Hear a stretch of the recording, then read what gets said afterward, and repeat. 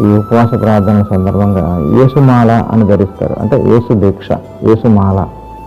వీళ్ళు తెల్ల రంగు బట్టలు వేసుకుంటారు, అలాగే బూడిద రంగు బట్టలు వేసుకుంటారు. మరి కొంతమంది వంగపండు కలర్ అనమాట.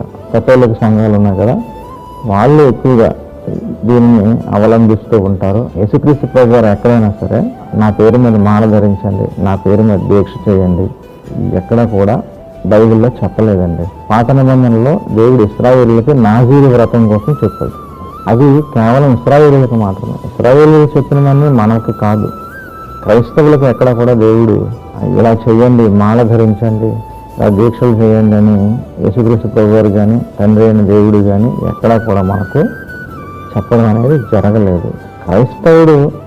క్రైస్తవుడిగా మారిన దగ్గర నుండి చనిపోయేంత వరకు క్రీస్తులో జీవించాలి.